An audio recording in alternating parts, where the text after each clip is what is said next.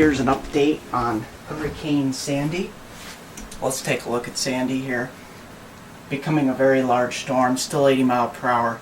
Pressure is coming up 970 millibars, but that won't last very long as this system continues to move up the coast and strengthen into something different called a hybrid system. The storm is going to be a hurricane within a nor'easter. So that is why the pressure is coming up, but once it reaches just off the coast of North Carolina, as it's bending east, it's going to start bending back west and becoming very, very subtropical and achieving some cold core characteristics, and that's when the pressure should begin to fall again. Most models have this thing getting down to about 930, 940, 950 millibars, somewhere in there. There's things that the models need to resolve, but here it is. We have tropical storm warnings continuing from the coast of Florida all the way up into North Carolina now. So tropical storm warnings are now in effect. Right now we don't have anything issued for the Northeast, but that will change. Look at the models here. They bring the system pretty much unanimously and then bend it further west. It's like a backwards S here. And most of the models are tightly clustered over the mid-Atlantic here, right over New Jersey, in southern New Jersey, Delmarva area. So that's most likely where the storm could make landfall. Keep in mind though, this is not a single point.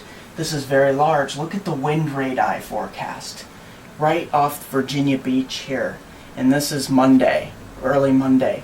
Look at how large. The yellow is the tropical storm force winds. The red is the hurricane force winds. This is a very large system, and hurricane type winds will extend well inland to places such as Albany, Binghamton, State College, Harrisburg, Washington, D.C., all the way down to Richmond. These areas could easily get hurricane force winds. Now, let's take a look at what we're dealing with here in terms of the models. We have the GFS model, which brings the storm up. This is about Monday morning and off the east coast tip of Long Island here, and progresses it west towards New York City and pushes it just south of New York City in central New Jersey, and then continues it westward inland and then eventually northwestward. The ECMWF, or the Euro, continues to push the system up towards Delmarva and then quickly pushing it a little bit faster now across Pennsylvania. And that'll have implications for rainfall amounts. We have here's the rainfall precipitation forecast. We have anywhere from 6 to 12 inches of rain, 12-inch plus for Delmarva area, Maryland, Virginia, on up into southern Pennsylvania, Harrisburg, Lancaster.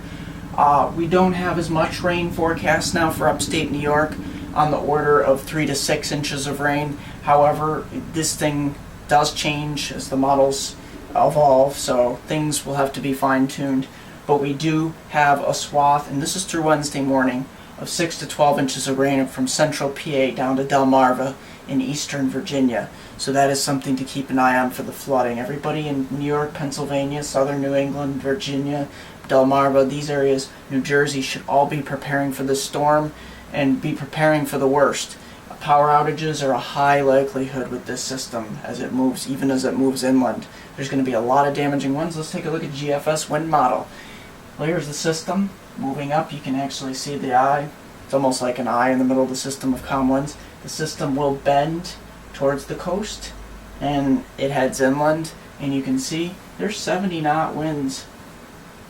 Really pretty far inland, 60 to 70 knots here. That's about 75 mile per hour hurricane wind gusts as far inland as, say, Connecticut, Massachusetts, Albany, Hudson Valley region, Binghamton, down to State College, Scranton, Harrisburg, Lancaster, Baltimore. These areas could be seeing hurricane force winds on Tuesday as the system makes landfall somewhere between New York City and down towards Delmarva area.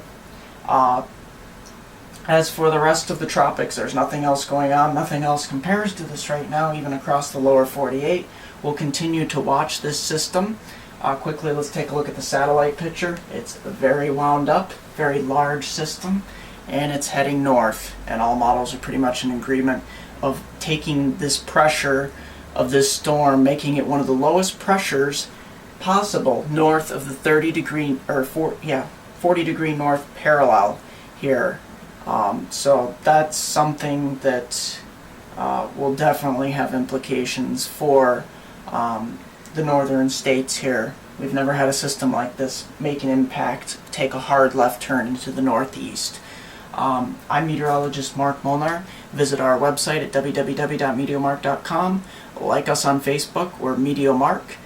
Post a question or comment below. And don't forget to subscribe to us. We have a video or two per day. I'm going to leave everyone with the 4-day forecast for my hometown from Binghamton to Elmira and every point in between.